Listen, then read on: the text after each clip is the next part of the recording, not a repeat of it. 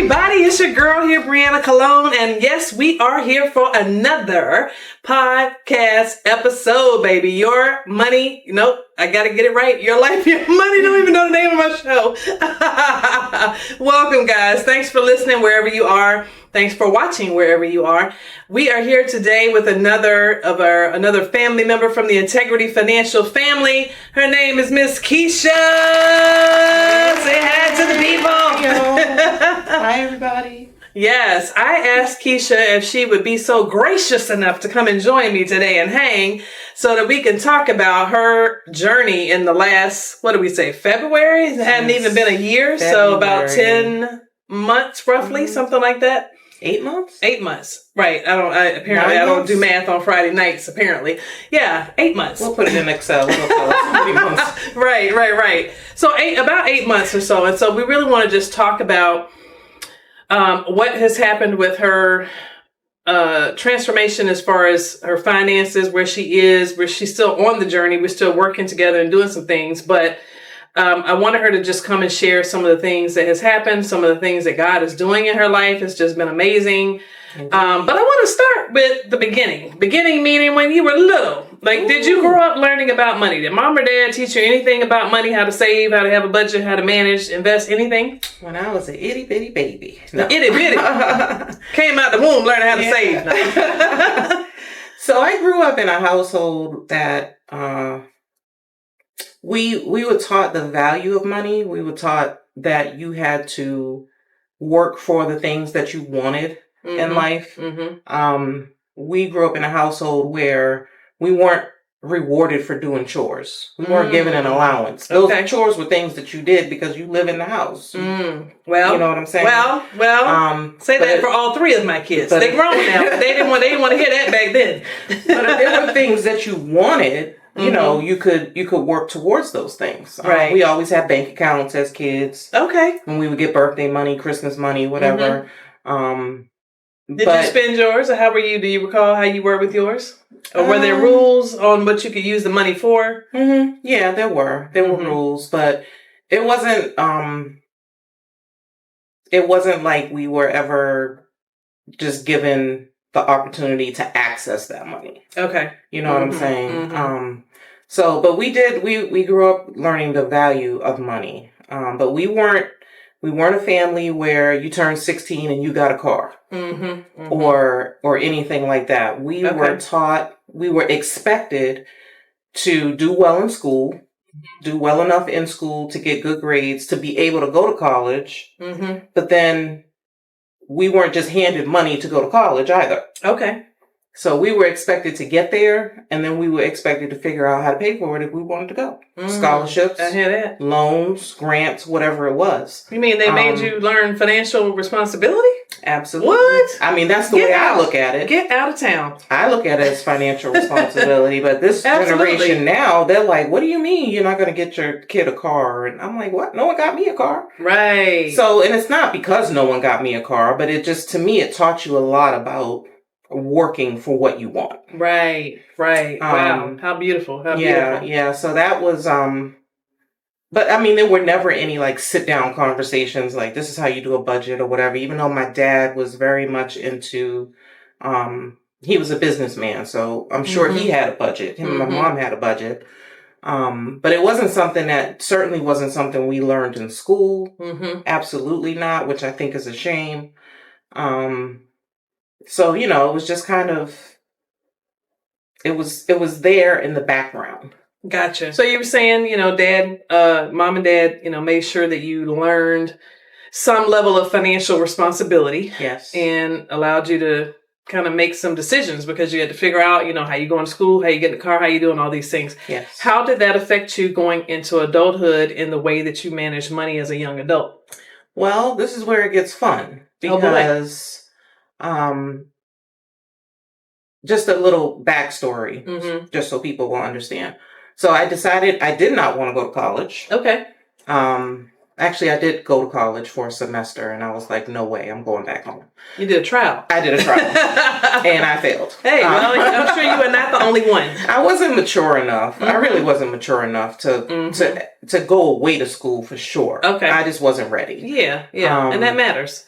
It does matter. But so as a result of that, I began working full time at a very young age. Okay. So at 19 years old, I had a full-time job. I was working in retail and I started in retail and I worked my way up pretty quickly into management and things like that. So I've always been in a position where I've made decent money for a person my age. Because I didn't have student loan debt and all that good stuff. I'm not encouraging anyone not to go to school. Right. I don't want that to be the takeaway from this. But I always made pretty decent money, and I, at the same time, didn't have a lot of responsibilities. I didn't have any kids. I didn't have, I was paying a little bit of rent to my parents living at home, but I wasn't. So what did I do? I spent it like a drunken sailor, like everyone else does, So do you think it's because you were living at home, you had the comfort of, because did they charge you rent? They did. I paid some rent. So you paid some rent, but not what I would have paid on your own. Not what I would have paid on the market, of course. So you got comfortable in that lifestyle of, I got low rent, therefore I got all this extra money. Would you say that's the case? It wasn't even so much that, the rent was low or what have you. It was just that my mindset at the time was, I made this money and I'm going to make it again. Like, as long as I keep going to work, I'm going to keep making money. I'm going to get another check in 2 weeks. What's the problem? Exactly. Exactly. And then at the same time, like I said, I'm young. I'm moving up in my career. So I'm making more money. And, I didn't, like I said, no kids, no responsibilities. Right. So you chilling. You think you got it going on. Yeah. So I developed really poor spending habits from a young age. But no reflection on my parents. It's just the way, it just kind of happened that way because I didn't spend, 18 to 22 in college like most people did, struggling. I'm about to say that doesn't change how you spend because I was the one with 7 credit cards in college. Well, let me tell you, even though I was only in college for a semester, I think I wound up with 2 or 3 credit cards because they're there. I mean, they're predatory at these schools, Right. And that's something else I would encourage young people to be mindful of because they will give you credit cards knowing you have no way of paying it back. Here's a card and here's a free mug. Okay, thank you. Exactly. So I wound up in credit card debt young. But I was just living the life of a young person. Right. You think you're going to live forever. So what were you buying? I mean, is this like traveling, shopping, eating out, all of the above? All of the above. So you was just chilling? Pretty much all of the above. Kind of how I was. I was chilling. I was making money. I thought I was, living the good life. Yeah. So I thought at 21 years old, yeah, good luck with that. Yeah. And then I saved up enough to buy my first car, and then I got an apartment, and I did all of those things that you would do in the normal course of growing up. But I never was focused on saving any money. Like I wasn't, I had whatever 401ks I had or whatever, and I figured that was enough. I guess, for the future. Right. Did you consider that to be an emergency fund in your mind at the time? Since you didn't have... I actually didn't until... I didn't even start thinking about that in that way until I went to buy my first house. Okay. Which I was blessed in that also because... Not my first house. I only have one house. But anyway. I was blessed in that also because I was able to... move in with my older sister and save money towards buying a house because my plan was to just pull the money out of my 401k. That's what most people do, right? No, you should not do that. Let me just not put that in right there. Your retirement account is called a retirement account, not an emergency fund. Let's just clarify because so many people borrow from their 401k. I'm going to just pull it out. That's not what that's for. That is not what that's for, people. Amen. Moving on. But when you're an instant gratification kind of person, you think, come on here. Which is most of us. Again, instant gratification, microwave society. That's most of us. So I was blessed. I need it now. I was able to move in with my sister, save money, and buy my house that way. Okay. I forget where I was even going with that. Okay, well, that's okay. So you got the house and everything. How did your money habits affect your marriage, coming into a marriage?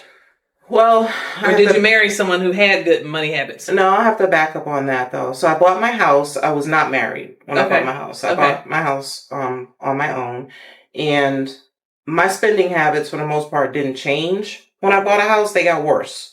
Okay. Because now they're throwing credit at you. By the way, they will throw credit at you when you buy a house. There was nothing that I applied for that I was ever afraid I wasn't going to get approved for. That's how. They were like, hey, you need furniture. Here you go. Here, right here. Apply 0%, 18 months. And what was I doing? I was like, okay, give it to me, give it to me, give it to me.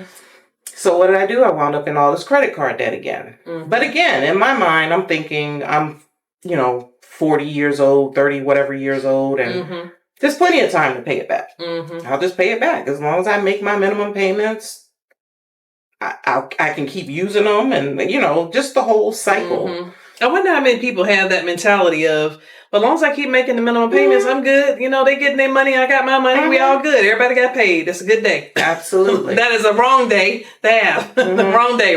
But go ahead. And one thing I will say about myself, though, is I've always enjoyed paying my bills. Interesting. I've enjoyed being able to pay my bills. Okay. So as long as I could pay my bills, if there was extra, I would do whatever with it. That's always been the way I've been. Again, just not focused on saving. And even when I bought a house and should have been focused on saving an emergency fund and home improvement fund and all that stuff, I still wasn't focused on it. So then I get married, and we stay in the house that I purchased, and I don't think my money habits really changed even then. We did have more money together, obviously, than I had by myself, but the way we handled it, it didn't feel like a strain on me. It didn't feel like I was really lacking in any different areas. I was still having fun, still living the good life, still buying whatever I felt I wanted to buy, whatever I saw and I thought I wanted it. It was mine, basically. Gotcha. So it's just been a lifetime of really frivolousness. When I think back on the money I've spent, it could make me ill, literally. If I could have a fraction of that money back, to just sitting in a savings account, right, I would be so much better off. But I mean, these are the lessons that you learn, right? These are the lessons that you learn. Absolutely. And now at 51. When I started with you when I was 50, I'm starting to, it's just so eye-opening. It's so eye-opening. And it makes you reflect on, I probably could have had a house when I was 27 or 28. And it would probably, most likely, definitely be paid for by now. Oh yeah, for sure. So what's different now as far as, what made you say, what, I need to go see these people at Integrity Financial? I was to the point where, again, still making very decent money, especially for a single person now that I'm divorced. Side note, I'm divorced. Newsflash for the people out there, I am divorced. But I got to the point where I just couldn't figure out why I always felt broke. Why do I always feel broke? My bills were paid, so I was happy about that. No one was calling me. Nothing was delinquent. I wasn't running from the repo man.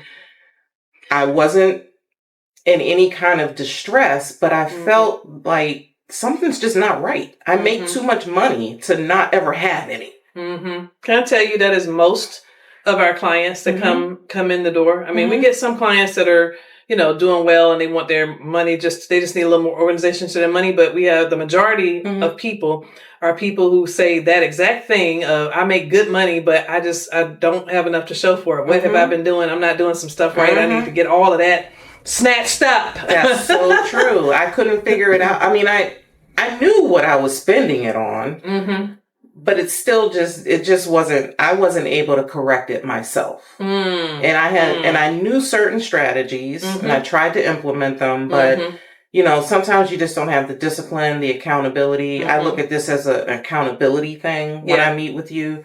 So, and God bless my sister, because she had been working with you, and she was like, you need to see Brianna because she did this for us, and I'm like, wow, I saw it.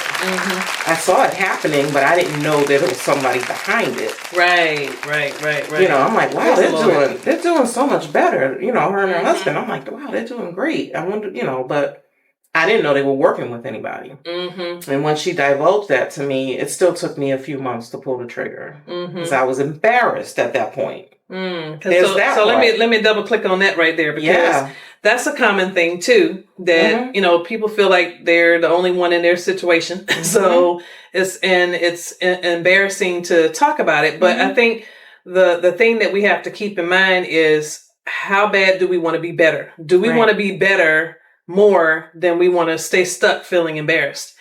And if that's the case, if one is outweighing the other, then we have to be willing to say, okay, it's not like I'm going and making a public announcement to the whole world that, hey, I'm broke, I'm in debt, I need this, I need that. You're talking to a person that, you have to obviously feel comfortable with. You have to. I was going to just drop anchor right there too, because you have to be comfortable with the person, because now you're discussing, things that are very personal, but at the same time, you don't want someone to judge you. Right. Because you're going to tell this person, I spend X on this every month. And you don't want that person going, oh my gosh, you spend money on that, And that is one thing that I never got from you. It's like, you're just like, tell me what you're spending on. And I tell you what I'm spending on. And you're never like, well, you shouldn't be doing that. Or that's not, That's stupid. None of that. None of that. Right. Praise the Lord. So that was, when we met, and it was just a virtual 15-minute thing, though, I immediately felt that. I was like, okay, I can tell her, I make this amount of money and I don't have anything to show for it. And she's not going to look at me like, what kind of idiot have you been all your life?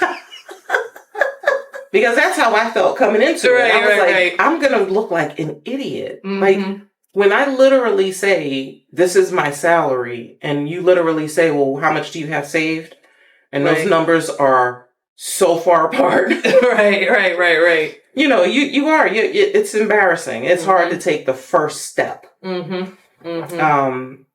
And I have tried to encourage, 4 or 5 other people since I've been working with you to take that first step. Yeah. Get over that embarrassment, because she's not going to sit in judgment of you. And it's temporary, quite honestly, because once you get past session one is hard because that's when you got to really just put it all out on the table. But then in session 2, you got to face the facts. But after you get past that part, it's like most people are like, oh, I can breathe a sigh of relief, at least from the mental anguish that I was feeling of, I didn't want to have to tell her all this stuff. And especially when you see the difference almost immediately. Yeah.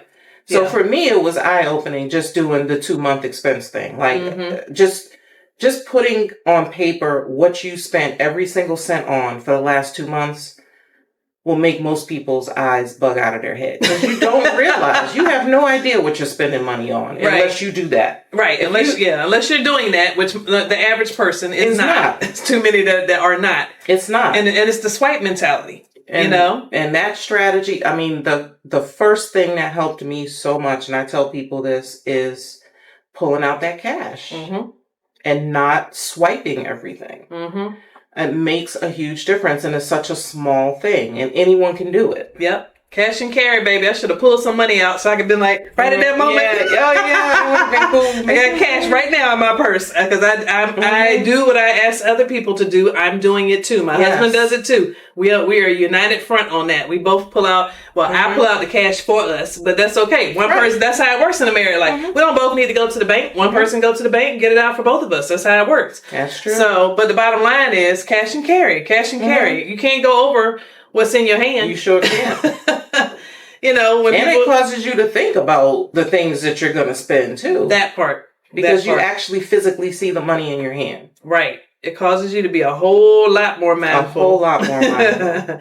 It absolutely works. The bottom line is it has to be a shift in your mindset. It does. It's not enough to just say, well, I'm gonna go get online and get me download this free spreadsheet, and then I'm gonna get on a budget. That's not enough. You got to understand your money behavior and your habits that have caused you to be where you are, because if you don't, then you're likely to repeat the cycle, budget or not. And a lot of people don't know how to budget. I never knew how to budget. I had never used a budget a day in my life until I met with you. And I had tried on a couple of occasions because I thought I understood the concept. Right. But really, you do need someone to kind of sit with you and show you how it works. Right. And specific to your individual situation, because it's like a puzzle, and trying to put those pieces together to figure out the proper balance. Because this is another area of why people have issue when they put all the numbers on there, still knowing how much do you need to be affording for your housing. Sometimes it's hard to identify what the problems are. I can put all the numbers on the budget, but I still can't see. I just see that I don't have enough money, but I don't know how to fix why I don't have enough money. Right. And that could be a number of things. It could be the housing. It could just be the debt. You could be house poor. You could be having too much debt. You could have too much money going into retirement. You could not just have the proper balance between what I need to live off of, cash flow, and having it to where you can still save money, you can still live and you can still put money in retirement, you can still do and put money towards debt. You need to be able to do all the things with that one pot of money. And sometimes that's the part that people struggle with the most. And that is one thing that I'll never forget, the day we started talking about my retirement outlook. And I remember we went through everything, and you said, you're looking better in retirement than you are right now as a working person, because you learn so many things that you think you take them as gospel. And I was always told, max out your 401k, max it out. And I'm not saying that's not the right thing for some people to do. Right. But what we realized when we looked at my situation was, I was putting so much money in that I could be using now to pay off debt. Because what sense does it make to be better off in retirement and struggle your whole life? You might not even make it to retirement. Right. So you have to find that balance. And I would have never found that balance by myself because I wasn't looking at all those pieces of it.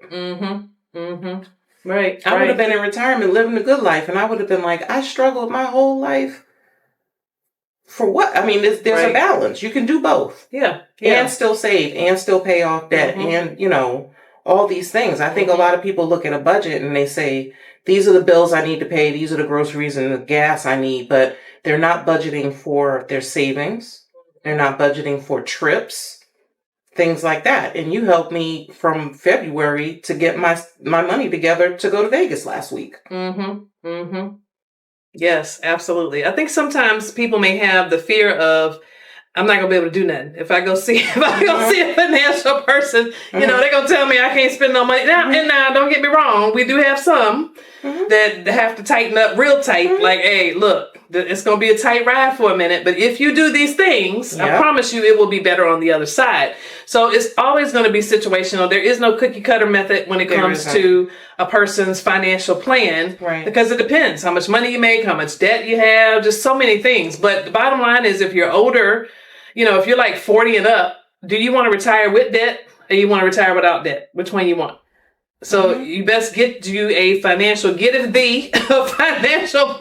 And I was to the point where I was actually thinking about getting a part-time job, and everybody kept saying to me, why do you need a part-time job? And I'm like, I don't know why I need a part-time job. I just need to have money at the end of every pay period. And it doesn't seem like I do. I mean, I was going to drive Uber. I was thinking about doing all kinds of things. And I knew there was no good reason I should have to. Right. No good reason. You're like, with the money I make, I don't understand. I don't understand what the problem is. So let's talk about that for a minute. So back in February, your goals were to get out of credit card debt, have an emergency fund, retirement, wanted to make sure retirement was secure, and be able to just build your savings overall. And you wanted to be able to invest. And again, it's only been 8 months. And we're still working together, but I wanted to bring her in because it's just been some amazing things happening from a God standpoint that I thought was definitely worth sharing. So when we started the process, let's see, let me go back to that. Let's see, this is the juicy part, the stuff that people don't talk about. But she could talk about it. Now, you heard her say she was embarrassed when she first came, right? Oh, she ain't embarrassed no more.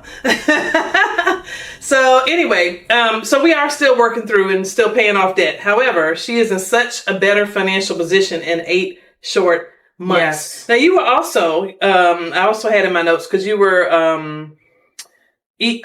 one of your hobbies, playing poker, but it's not necessarily the poker spending as much as it was the eating out because you were out playing poker. Exactly. Right? So that was like a, 4 or 5 day a week thing? At 4 or 5, at one point it was 7 days a week. Okay. And yes, it was the venues where I would be playing poker expect you to patronize when you're there. And so we are, we're eating and we're drinking and we're doing all the things at these restaurants. And when I started looking at what I was spending, it was mind-boggling. You were like, what in the world? Who? Who? You're talking at least $30 a night, 4 or 5 nights a week. And it adds up really quick. It adds up really quickly. And so I have cut that way down to 1 night a week. And she still gets to play. I still get to play. But keeping in mind, it's not that you couldn't play more than 1 night a week at this point, because you do have your allowance that you can use any way you want. But Very you true. Chose to be a little more disciplined. Exactly. And use it differently. So you have to sometimes sacrifice. Like I said, even if, everyone doesn't make enough money on their one full-time job to be able to make ends meet and still have extra. But if you have to, if you really work the program, you could work temporarily part-time and make a huge difference. A month or 2 and make a huge difference to where you don't have to do that anymore. But yeah, it's been really eye-opening. The spend that I was spending on those nights out playing poker was just mind-boggling. Yeah, people do make amazing discoveries when they come see us. And on that note, we're going to take a quick break, and when we come back, we're going to dive into these numbers and give you a little information on what's been happening in the life of Kisha. Yes, we'll be right back.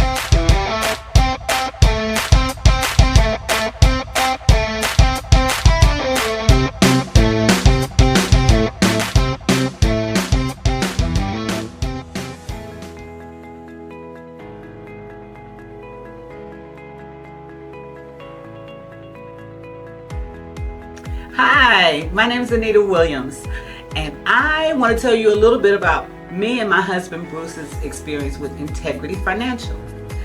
We got a late start. After 34 years of marriage, we actually met with Brianna Cologne, and over the past 2 years, I cannot tell you how our financial situation has changed. We've been able to save money, we've been able to pay off debt. We've been able to do quite a bit of things that we just really didn't imagine being able to do. All I would say is give them a call, and I promise you, you'll be able to do things in your life you never even imagined. It will be life-changing. Just be honest. Let them know all of the skeletons in your financial closet, and I promise you, your life will never be the same. Thank you.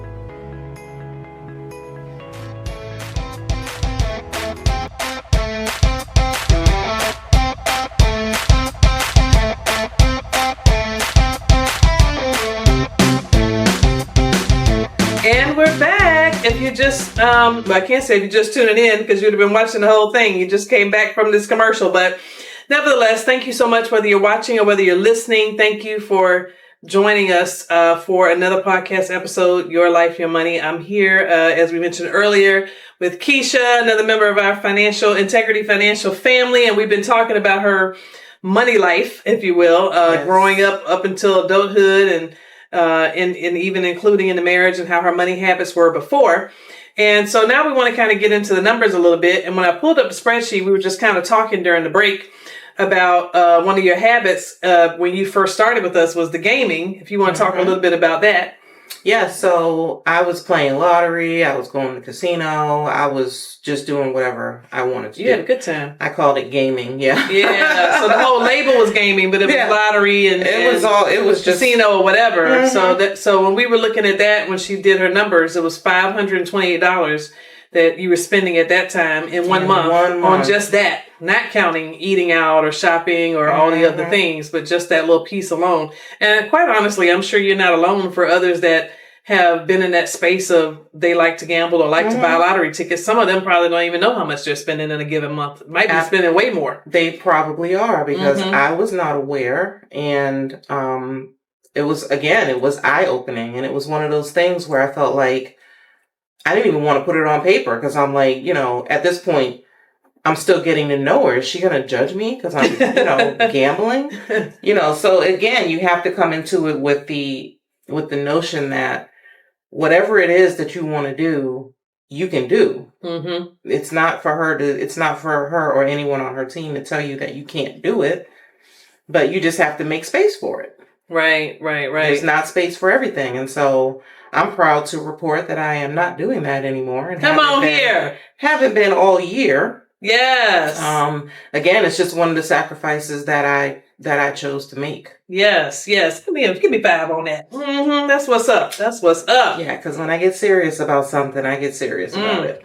Yes, I know that's right. So we got so that was the gaming, and then you had some other stuff like we talked about the eating out, and actually some of your eating out you had under shopping, because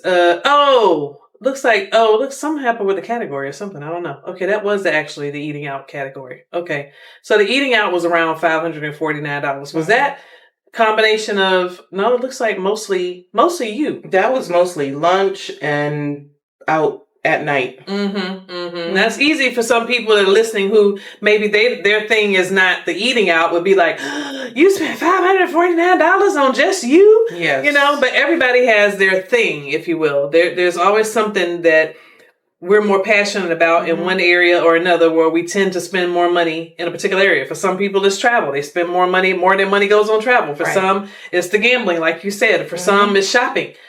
Some people probably need to own stock in Amazon for how many purchases they're making in a month. Yeah. So it's easy to, try to say that, that it should be easy for someone not to spend this amount of money. But, take the plank out your own eye first. But the funny thing is, it really is easy to not spend that much money, in particular on this eating out. For me, when I've realized if I go to the grocery store, I'm not spending $549. Right. I'm getting way more out of it.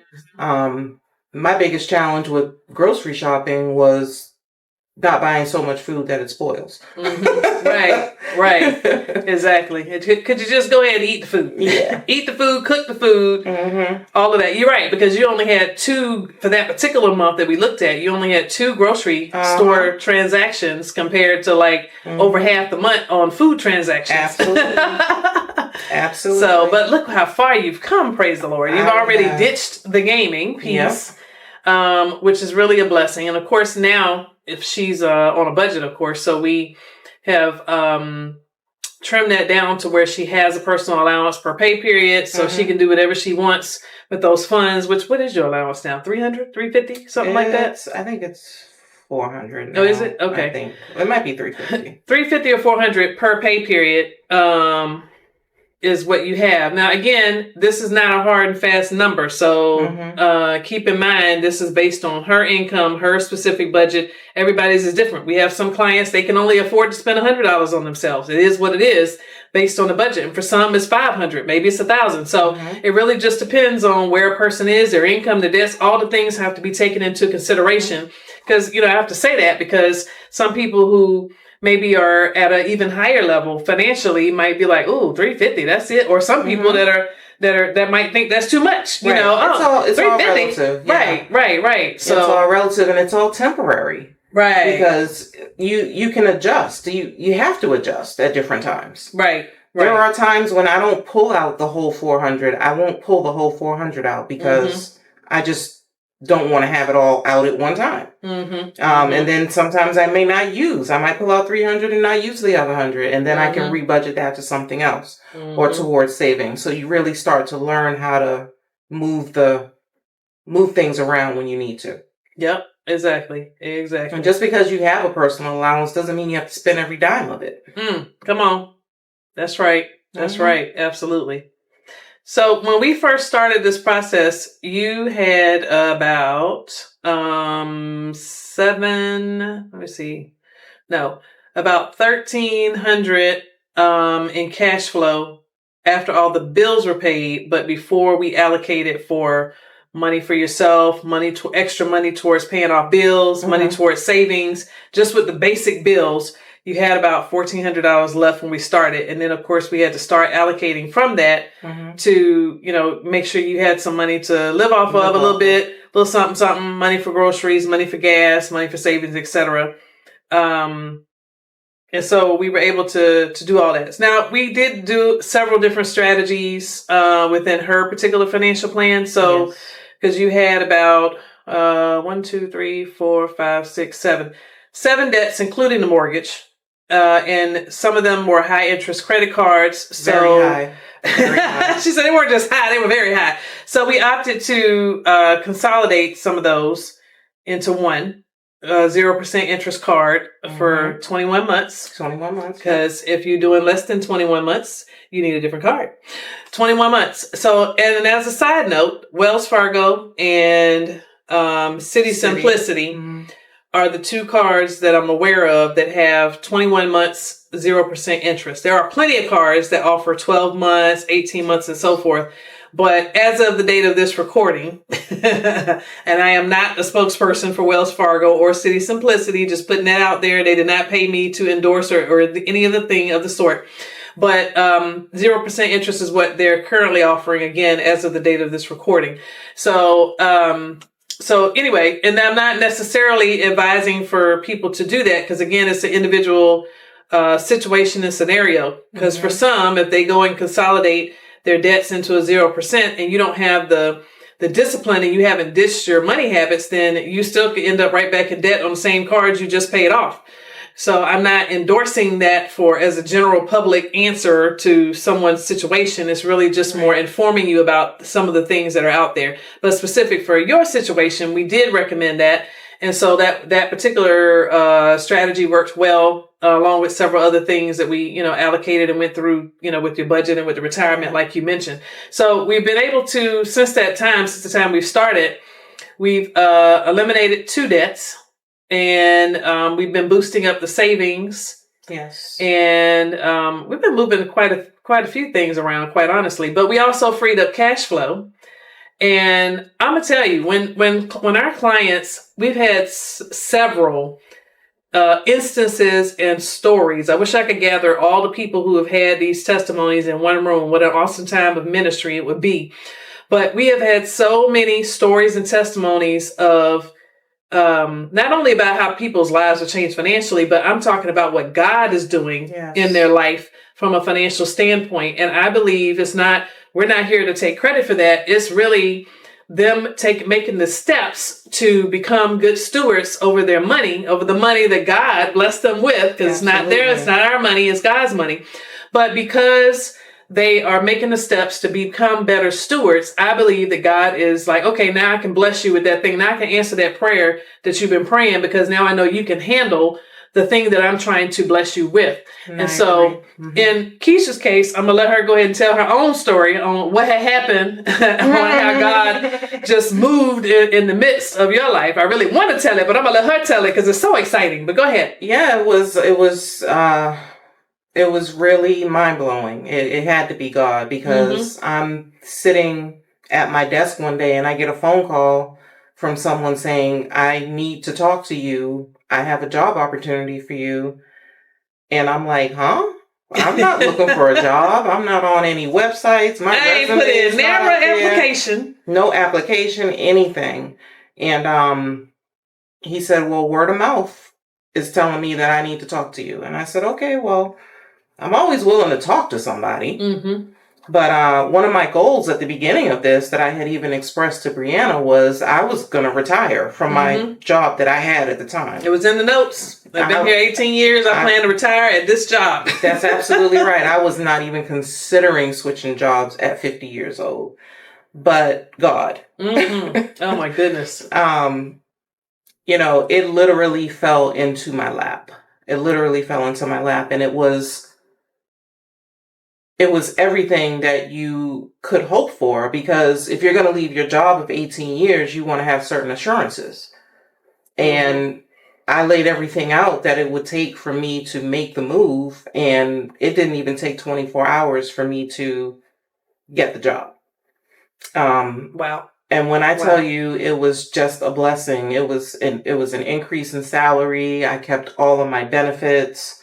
And some. And, you know, it had to be God, because I didn't do anything at all to get this job. I never even had to produce a resume. So it was just for me. And when it's for you, it's for you. That's all I can tell people. I love it. When it's for you. And you have to be willing to take the step. Amen. I was a little hesitant, but I said, you know, I've been praying to God. If you're going to pray to God, expect him to answer. And then he answers and you don't do it, what sense does that make? So it has indeed been a blessing. There's been a lot of great things that have happened in my life since February. Yes, indeed. So let me just recap that, because I want to make sure that people don't miss what has really happened here, because we're talking about a job that you did not apply for, that someone sought you out because you came highly recommended, and you went and interviewed and went in with the expectation that, oh yeah, they probably not going to be able to meet my demands. You know, they don't know what I want. I mean, you know, they're not going to, I need a higher salary. I need more vacation time, more sick leave, more this and that. And I just don't know it, you know, and they were like, okay, done. That's absolutely what happened. What? Where, how many people, you know, has had that happen for them when they go to apply for a job? Keyword being they have to apply. People that have applied for a job don't even get it like that. You know, but favor ain't fair, as you mentioned earlier. Favor is not fair. No, and it's not. So in the midst of this, of us trying to get situated, we're trying to get rid of these debts. We're trying to save more money and get all the financial checkpoints. And you were doing your part. You stopped with the gambling. You started, you know, really adhering to the budget and doing basically everything that I asked you to do or recommended. You basically were doing it. And then all of a sudden this job opens up. Yes. And so you were able to make the transition, made us significantly more money. What was the percent? What was like 20,000 more or 22,000 and some change? Yeah, 22,000 more increase on a job you didn't apply for. What? What in the world? And it's legal. Right? She ain't doing no drugs, y'all. She ain't doing no drugs, but making six figures. You know, I mean, what an awesome blessing. So anyway, you just never know. Don't put yourself in a box. Don't doubt God on what his capabilities are. You know. If he say he's with you, that's what it says in the Bible. Lo, I'll be with you until the end of time, until the ends of the earth. And so if he's with you, he's with you. If you're going to pray about something, you got to have the patience, and you got to be open, and you got to be paying attention, and you got to walk in expectation that he is going to answer. He's not a man that he will lie. If you're praying about it, if it's for you, he's going to open up the door. Sometimes we just miss the blessing. Right. Sometimes it's not packaged the way we thought it should be packaged. And, you know, it didn't come the way we thought it was going to come. And then we miss it. And we miss it and miss out. I mean, I could have missed it easily by just not even answering the phone for someone's name that I didn't recognize. But, you know, I encourage you, if you're a believer, and I'm assuming that most people that are listening to this are, but if you're a believer, you have to pray over this process.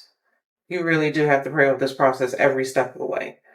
But if you can take that first step, I'm telling you, the first session made a difference.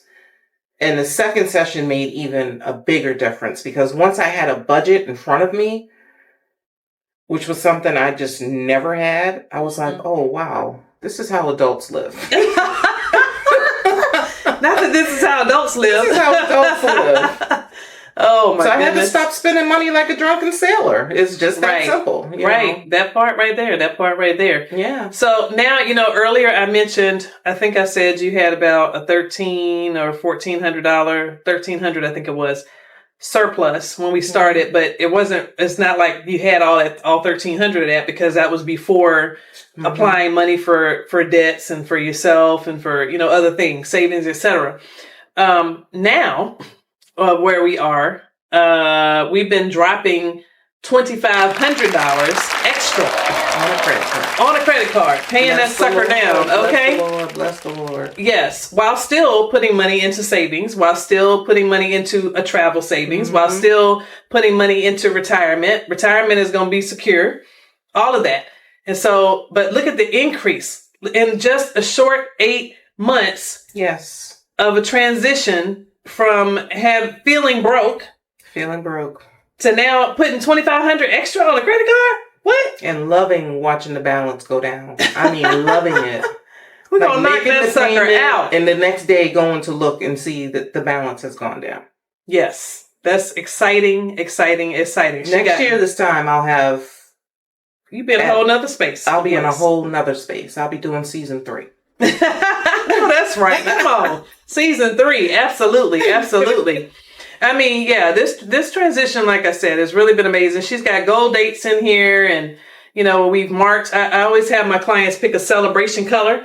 So as we're knocking stuff out and accomplishing certain goals, then we highlight so they get like a sea of purple, a sea of green, a sea of red, whatever their color is. And that's exciting. Sometimes it's the little things.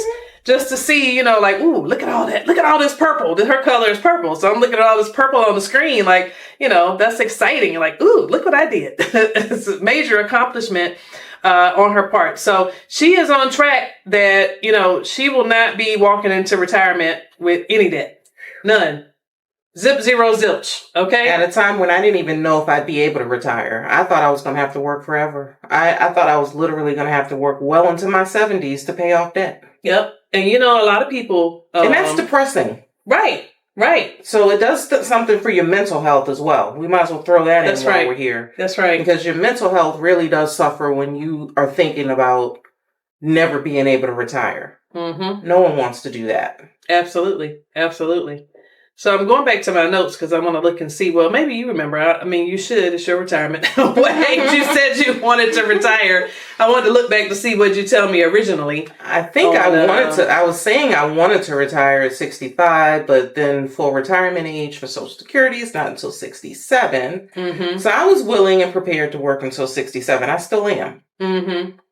Let me see. What do we have? 67 is a lot better than 72, 73, 74, which was what I thought was going to have to be the case. Oh, yeah, for sure. Okay, I wrote that you would love to retire at 67 as soon as you're eligible, basically. Mm-hmm. So if we're, so with mapping out to 67, because we already did her retirement analysis and all of that. I'm just kind of giving y'all a Cliff Notes version here, but retirement at 67 is going to be beautiful for her. And really, quite honestly, because she's only 51, she'll probably be done with the debt before age 67. Now, mind you, she owes about $300,000 on her mortgage, but I'm telling you that she is going to be gone. I'm telling you that right now. It's going to be gone because she has the discipline, the new mindset. Her mortgage, she had 28 years left on her mortgage when we first started this process, which again, it's only been 8 months.